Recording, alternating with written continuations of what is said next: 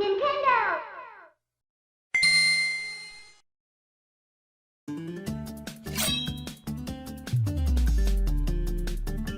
Hey everyone, this is Chrono. I've been doing a lot of Abattoir Zero since it came out earlier this week on my Twisting Blades Rogue, and I've used two variants, both with great success, and was able to clear a tier 15 just yesterday. This video will be a 2-in-1 build guide. If you've played Twisting Blades before in the past, one of them will look very familiar and play very similarly to what you would expect, but the second one I think a lot of you will be surprised by. There's a lot to go over in this video, so I'll separate it into 3 separate parts. First, we'll go over the builds I had planned going into AOZ, based on the assumptions we had before its release, and how I had to adjust after trying it out for 1 or 2 hours. Then we'll go into the standard version of the build that I used to farm glyph levels during the opening couple of days, and cleared up through tier 14 with. Then we'll cover a Frost Blender variant that uses a skill that most people tend to overlook. Before AOZ released, and everyone was theory crafting builds with no idea regarding how much HP the enemies had or how hard they were gonna hit, I felt like my setup was pretty tanky compared to what most people were committing to. As a hardcore player, I highly favored the approach of starting out durable, then adjusting from there, and I expected that what I had was enough to at least breeze through the early tiers. The footage you're seeing is a tier 5, where I first experienced getting insta-clapped by Bloodseekers, and it made me realize I actually wasn't tanky enough. In these clips, I have over 28,000 life with a Fortitude Elixir equipped. And the Barb still manages to one-tap me by teleporting on top of me while I have 0 stacks of Disobedience. Let's get into the details of the build I was using in those clips and what adjustments I had to make in order to at least survive the Bloodseekers that you just saw in those clips. What you're seeing here is the build planner that includes every variation of all the builds that we'll be covering today, and I'll have the link in the description if you'd like to follow along. It is worth noting that I do own both a Shaco and a Doombringer, so a lot of the builds I'll be covering today will go under the assumption that you do have it. But under this dropdown, you will see variations covered for those who don't have Ubers. You can see no Ubers in the title here and here. Just keep that in mind. But I do own Ubers.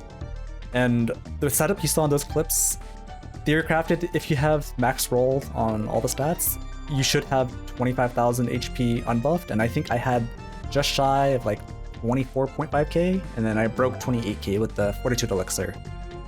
And I still got one-tapped by that Barb dumping on me. So the very first change I had to make was drop Dependent Grease. I felt like this pick was a little bit too greedy. I swapped that for boots that had reduced damage taken while injured, and that stat is a lifesaver. That one change alone probably would have been sufficient. But I also made a lot of adjustments to the Paragon board in order to gain almost 5,000 extra life just from the Paragon board. And just for context, simply equipping a Doombringer is about 6,000 life. So be able to gain another 5,000 from Paragon board is pretty gigantic. So I'm gonna go into the drop down and I'm gonna switch over to this safe farm. So after those 2 changes are made, where I adjust mainly these 3 boards here to the side, pick up HP and the boots, you'll notice my max life is now potentially upwards of 30,500. And with the flask equipped, that was like just shy of like 35,000. So that made it significantly easier to survive. Without Penitent Boots, these are what I ended up swapping to. The main stat to pick up on this is the reduced damage reduction while injured. In this clip, you'll see me dip really low, almost to the point of getting insta-gibbed by the lightning pillar spawning. That reduced damage taken while injured is what bought me enough time to respawn, reposition, and heal back up. If it wasn't for that one stat in the booth, I probably would have been forced to TP out and retry this run. And this run ended up becoming my first clear on a tier 14. Let's take a closer look at what exactly changed on the Paragon board that enabled us to get so much health. So if I go down to here to the Paragon board drop down to pre-AOZ theory crafting, we'll revert to what it was before.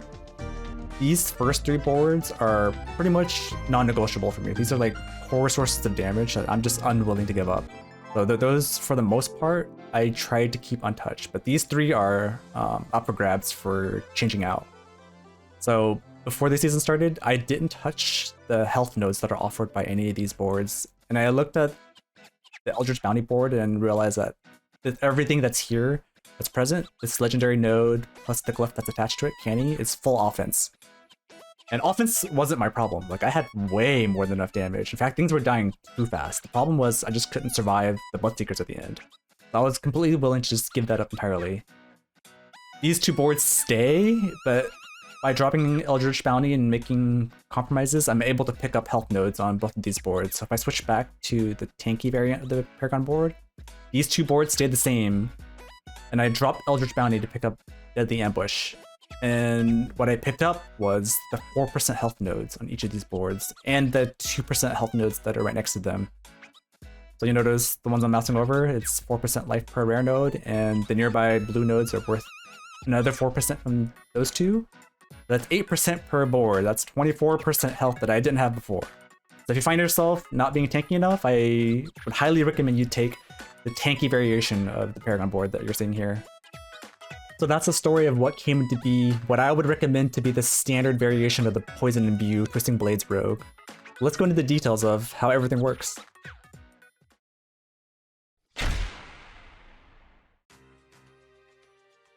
With those changes mentioned earlier, you will end up with a build that plays like what you see on screen. There are no special bells, whistles, or gimmicks, just your classic Puncture, Twisting Blades, and Poison Imbuement. Pair these up with good instincts, reaction time, sound decision making, and you'll find this playstyle incredibly rewarding in an environment like the Abattoir where the enemies don't die instantly, and they actually fight back. This build comes with all of the natural tools for a seasoned rogue player to show off their movement while also being able to maintain high DPS. But it's also approachable enough for newer players to the class to be able to progress at their own pace without feeling overwhelmed. Before we dive into the specifics, I want to preface these guides by mentioning that both builds we'll be covering today will use the exact same set of gear, so you won't feel like you're missing out by committing to one setup.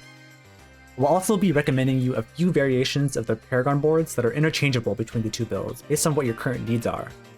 Once you have a full set of gear for one build, there's very little friction to switch between playstyles. With that in mind, let's get started on the standard loadout. So if you go down to the dropdown, the standard build is covered using the 4th variant, titled AOZ Safe Farm Tiers 1 to 13, and this is with Ubers equipped. This utilizes combo points because we will be equipping both Tibalt's Will and Condemnation. We are leveraging the bug because Blizzard has confirmed that they're not willing to budge on nerfing it or fixing it for the remainder of the season. So what that means is it's meta. If you want to push a competitive tier and Rogue, you can't get away from using these two together. Your damage will be cut in half effectively if you take those off. For skills, we're going to be using Concealment, Shadow Step, Smoke Grenade, and these three are locked in. If you're playing a Twisting Blades Poison Imbuement build, like, you can't get away from using these three. They're absolutely locked. The reason why Concealment is red here on this UI is because I have a Shaco equipped, and on max roll, whenever Shaco's equipped, it doesn't actually reflect all the skills being learned. So even though I don't have a hard point committed to Concealment, if you have a Shaco equipped in-game, like, you should be able to equip the Concealment, even though it doesn't show here in this UI.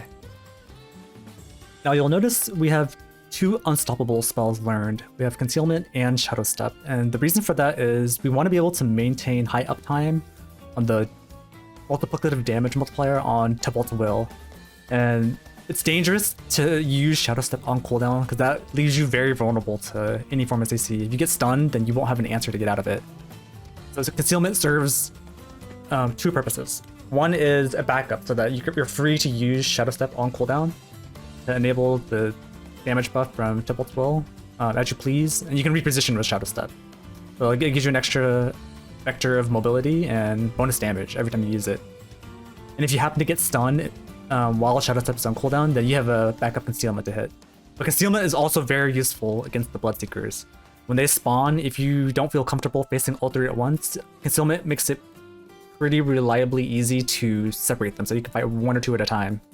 So you get them to start chasing you, and when they get separated enough, you can hit Concealment, and most of the time, at least one or two of them will stop moving, and that gives you enough room to try to bait one at a time. Sometimes there's scuff setups where all three of them are so stacked up that you really can't get away with it, but I'd say like at least 90% of the time I can kill them one by one. Now for your vampiric powers, we'll be using Accursed Touch, Glowing Veins, Undying, Prey of the Weak, and Ravenous. I don't like using meta because there's a really annoying bug associated between having both Meta and Ravenous equipped at the same time. I'll link a video in the description if you want the specific details on it, but it requires that you have to play around it, and if you don't play around it, you lose a huge chunk of attack speed. So I think using a Curse Touch and using 2 unstoppable spells on your bar is a little bit more approachable. As far as gear goes, if you have the Ubers, you'll be wanting to equip a Shaco and a Doombringer. So that together with Condemnation and Tybalt's, that's 4 uniques that have those slots locked in. For the two-hander, you're going to be equipping Corruption. This will be a huge chunk of your damage. An 80% multiplicative scaler on your main source of damage, which is your poison, is pretty hard to say no to. I don't think any other option is competitive with that.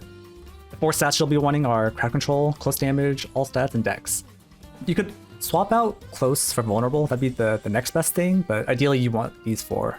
Any item that can have Crowd Control damage you want to pick up, because the key passive we're using is Close Quarters Combat. And currently this season, nothing else comes remotely close. As long as you're spec'd into this, you must have CC damage on any slot that can pick it up. That being said, that means both of your rings must also have crowd control damage. So the top 3 stats that are non-negotiable in my opinion on both rings are crowd control damage, crit chance, and max life. And the 4th stat is interchangeable between resource region and lucky hit. If you have a Shaco, I can totally see a world where you can use lucky hit on both slots. That optimization is going to be pretty minor in the grand scheme of things, but I can totally see it going either way based on personal preference. You could have 2 rings both with lucky hit, or you can do what I do and have resource region on one and lucky hit on the other. If you're in a situation where just the Shaco providing region isn't keeping your energy up to par, then you may have to commit an extra skill point into Innervation. With those 2 slots giving me resource region, I found that 2 points out of 3 is sufficient. For the next slot, we're going to be going pretty heavy on the defenses. With Shaco and Tybalt equipped, we have to have percent armor on both the chest and the neck, and that also means we have to have Disobedience on one of those 2 slots. I prefer using Might as the other option, and putting Might on neck doesn't make too much sense, because all it does is make it last longer. So that kind of forces us to put Disobedience on neck. This means that you overcap, but there's really no better option if you're committing to Might, just like I do. I like Might because its uptime is really easy to maintain. You can, spam basic attacks while the Bloodseekers are chasing on you. So if they leap on you or teleport on you, then that's an extra vector of DR that you'll have going in. They might leap on you and you might be missing Disobedience stacks, but at the very least you'll have something to protect you. Now for the neck, you have to have percent armor, and I would recommend getting both reduced damage from close and distant. And I don't want to go like full on offense. It feels really bad dropping +3 ranks to imbuement skills. So I wanted that 1 extra 4th slot on the neck to be offense. So that's why there's 3 ranks of imbuement skills. I don't want to go full defense, but it is a viable option. If you want to go full defense on the neck, you can swap out the ranks of imbuement skills for reduced damage from enemies that are poisoned. Now, this leaves the problem of solving resistances. Your resistances will be based on the single resist that come on your rings. So for example, if your rings are like this, where one of them gives fire resist and the other gives shadow, that means your chest and your boots need to cover for the other 3. So if fire and shadow are here, then putting 1 red gem will cover the rest of fire, 1 gem will cover the rest of shadow, and then 2 resists on your chest and 1 singular resist on your boots. Now the reason why I don't do double resist on boots, and this is up to your personal preference, I find that once you have a certain threshold of health, it's actually a really strong consideration for dodge. Whenever you dodge an ability, and keep in mind, you can dodge anything. You can dodge explosions, you can dodge spells, you can dodge projectiles, melee hits, literally anything that can do damage to you, you can just straight up dodge. There's no animation lock for it, your character doesn't get locked in place. It's just simply, the damage just doesn't happen. You just see the word dodge pop over your character's head. If you've ever used it against Lilith, you can even dodge the ghosts that one-shot you, you can dodge her waves. So there comes a point where once all of your defenses are covered, which I'd say this setup does a pretty good job of. It has pretty high plus reduction, distant reduction, and all reduction, especially with Might and Shaco equipped, that I think there's room to fit dodge here in your boots. But it is perfectly fine if you choose not to have it. in which case you would have 2 resist on your boots, and only one, the one remaining resist on your chest, and you would swap one of these out for max life. But I prefer to have dodge. And the implicit on your boots are going to be +3 evade charges. And the reason for that is rogues have this one passive on the second cluster called Rapid Gambits. Anytime you daze an enemy, and we're going to just be dazing enemies like over and over and over and over. So you're pretty much always going to have at least 3 of your evade charges at all times. So you're free to evade through enemies to reposition, or quickly evade out of a projectile coming straight at you, or an explosion last second. Like you can be very liberal with like how much you spam your spacebar button.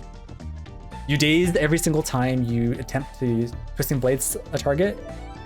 Shared Misery, whenever it spreads a daze, that also counts. And every time you chuck your smoke bomb, that also counts. So like if you throw it, if you have like 1 charge left and you chuck a smoke bomb into a huge pack, you might get like 2 whole charges back. Now with gear out of the way, like, there are a couple of things on the skill tree I'd like to highlight. You'll notice that I maxed out 3 out of 3 for both rugged and for reactive defense. We are using a tanky variant of the Paragon board, so I wanted to keep up with that theme by also leaning heavily into defenses on the skill tree. Because the whole point is I want a build that helps keep you guys alive to buy you time to learn. Because the Abattoir does not allow you to die. If you die, you just lost all your usage of powder and you have to restart. Now that just feels bad. I think the highest priority is staying alive, staying durable, buy yourself the opportunity to, you know, get into a pack without like instantly panicking and chugging all your potions, or, you know, dying every other run. So I wanted to give you guys a build that like does enough damage, but also buys you enough opportunity to actually progress, so it doesn't feel so bad.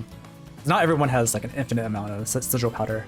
Some people only have enough to try a couple times a day before they have to go down to doing older content, and that's not fun. So that's the reason why you see 3 out of 3 in rugged and 3 out of 3 in reactive defense.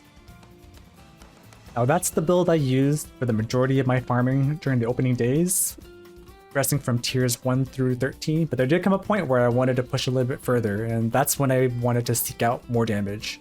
At that stage, I got comfortable enough doing the content that I understood how much damage was coming in, how to handle it, how to, you know, maximize my damage without playing in a way that was really skittish, and I was like afraid to go into the fray. I felt like I was brave enough and tanky enough to actually like get into the middle of a pack and maximize my damage. And at that point, I wanted to trade off some of this defense for power. So we're going to a push variant of this standard build. So if you go over here to AOZ, push with Ubers, everything is exactly the same, except I moved a couple of points away from these defensive nodes. I picked up 1 extra point into concussive, a little bit more crit on knockdown targets, and I wanted maxed out on both of these lucky hit nodes. So those are the only change on the skill tree. On the Paragon board, we swapped away from a tanky variant to a push. Now the push variant of the Paragon board, as I said before, these first 3 boards are non-negotiable, but what's changed within those 3 boards is I swapped the locations of the glyphs, the Tears of Blood glyph. It used to be in the cheap shop board, and I moved it over to the No Witnesses board, and I moved efficacy to where it used to be. And the reason for that is, since our Tears of Blood is not very high level, like at level 15, that secondary effect is only granting 60% bonus to the rare nodes that are associated with it. And efficacy, once it hits rank 15, has double that bonus. It boosts rare nodes by 125%. And regardless of which board you put the Tears of Blood on, there are enough nodes on both of these setups such that you can maintain the exact same amount of core stats. So this one has 76.6% increased multiplicative damage while on this board, but if I moved it over to the cheap shop board and surrounded it with every node allocated, it would maintain that same percentage. So the main thing that you're choosing, you're swapping between these 2 nodes, between efficacy and Tears of Blood, is which rare nodes are getting boosted more. When efficacy is on the No Witnesses board, the 2 rare nodes are max health and percent damage.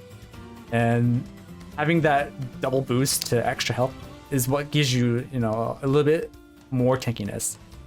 And if you put the efficacy on the cheap shop board, the 2 options are out control damage, which is your main stat. That's a huge bump up in damage, because baseline this comes with 30%, but with efficacy boosting it, it gets over doubled to 67.5%. That's a huge multiplier applied to your key passive. Now this It's not quite as potent as having extra health, but it's not nothing. You apply slow by critting with puncture. You spread it with shared misery, so it is offering you value. It's just that in terms of tankiness, efficacy boosting the health would be a little bit more. But on a push variant, I'm trying to make compromises. I'm trying to give up not too much health, not too much defenses in favor of picking up offense. But I'm not going so far into giving up health that I'm a glass cannon. Like you notice with this Paragon board equipped, I have almost 27,000 health. And at this point, I was already comfortable. I wasn't in the learning phase anymore. I had a good feel for how enemies were scaling up through tier 14. So the 3 remaining boards, I learned my lesson. I learned that if I'm going to be picking up offense, I want to make sure, if possible, I pick up health to pair with it. So get both offense and defense at the same time, if whenever possible. So the 2 main things I wanted to gun for were these legendary nodes. Eldritch Bounty is 20% multiplicative damage to your Poison Imbuement, which is ridiculously huge, as well as Exploit Weakness, which is also another legendary node that gives you multiplicative damage. And this boosts both your Twisting Blades damage and your Poison Imbuement damage. So, and luckily near both of them is a max health node. So you'll notice I pick up max health along the way and I get a legendary node. So I get both defense and offense. The same story goes here. On the way to get Eldritch Bounty, I pick up the node for damage, and really close to it is health node. I don't compromise, I want both. And for the push variant, I used Canny here. This is the full offensive option for glyph. I do have a secondary choice for boards that you can pick here. It's very similar to what you're seeing. If I pick the balance version, what I mean by balance is it's a nice medium between offense and defense, where you have a decent amount of both, but you don't go all in on either. So instead of the Canny glyph, it becomes closer. Now, the thing to note about this is the only reason I'm picking this up is for the secondary effect. I want that 10% DR.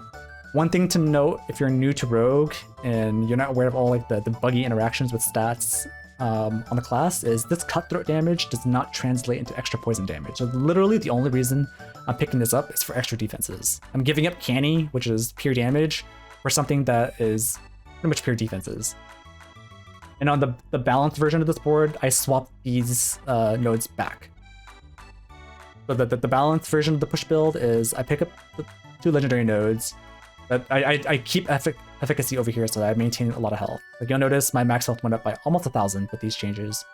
And I gained some DR by picking up closer. So it's really pick your poison. Do you want like a balanced build that has like a good amount, like above average amount of both offense and defense? Or do you want to go a little bit harder on the offensive side? Give up about 1,000 life to gain a little bit more damage through Canny.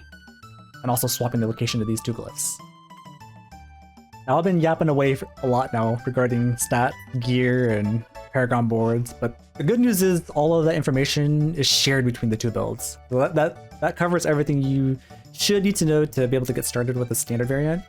But going into the next build, just know that you can freely use the same gear, the exact same loadout, same priorities, almost the same skills tree. We're going to be making a couple of adjustments because we're going to be using a different skill bar here in a moment. But out of those 3 primary Paragon boards that I showed you, you can use the exact same options for the next build I'm about to showcase.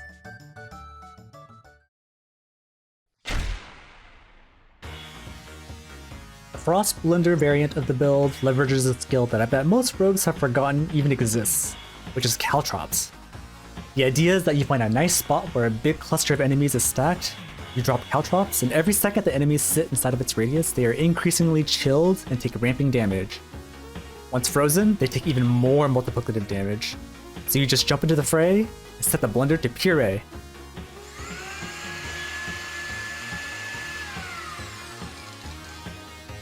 You gain 2 new multiplicative passives using this setup through caltrops and frigid finesse.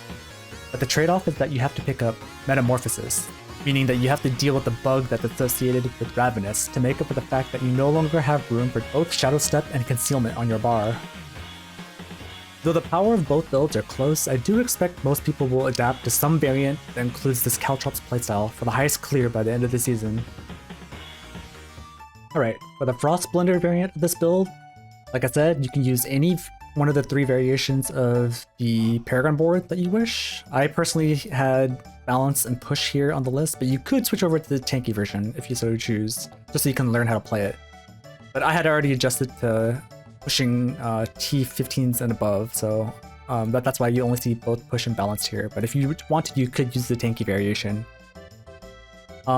We do swap out one of our vampiric powers here. Instead of accursed, we take metamorphosis.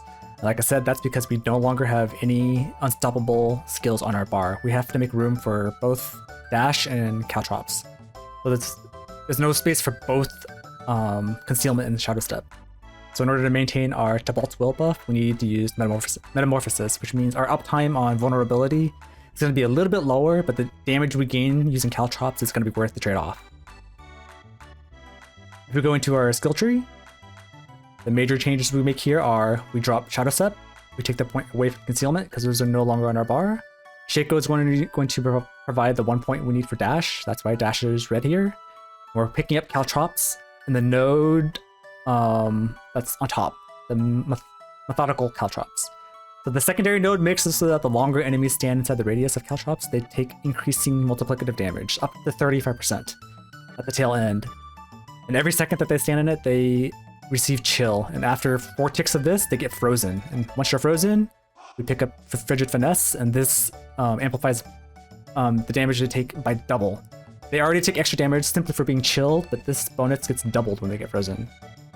It is worth noting that even though we use the same set of gear, one possible change you could make in order to be able to drop dash off of your bar is if you find a pair of boots with the same stats, but with the implicit that makes it so that attacks reduce the cooldown of your evade, that synergizes with metamorphosis. You'll notice that we didn't take a point into rapid gambits because this does not reduce the cooldown on meta. The only way to reduce the cooldown on it for a rogue is if you have the other implicit. Let's see if I can find it. It is this one. Attacks reduce evades cooldown by 1.2 seconds per hit. So every time you meta, you can attack an enemy like once or twice and it'll pretty much refresh your next meta, so you can use it pretty repeatedly. And that leaves room for swapping out dash. The whole reason we have dash is because whenever you use caltrops, it launches your character backwards. So you either have to meta back in or dash back in. But if you have boots that are constantly resetting the cooldown of metamorphosis, you can take dash off, and we'd be able to pick up something like, I don't know, maybe Death Trap, which pulls all enemies into the caltrops radius, or you can even pick up Poison Trap, because the second node in Poison Trap is another multiplicative scaler for your dot damage. So that's something worth considering. If you have a pair of boots with the same stats and a different implicit, that's worth considering. Alright, this brings us to the conclusion of both build guides. I hope you guys found this useful, whether you're a current rogue player or are looking to try it out in the future. If you know someone who plays rogue and needs a working Abattoir build, maybe you can give them a little heads up and share the link. If you guys enjoyed the video, I would appreciate a like and a sub, and yeah, if you guys have any constructive feedback, I'm all ears. This is the first time I've done a comprehensive build guide that's lasted, what is this, like 25 minutes plus? Yeah, I wish you guys the best of luck in your grind in Abattoir, and I'll see you guys next time. Goodbye!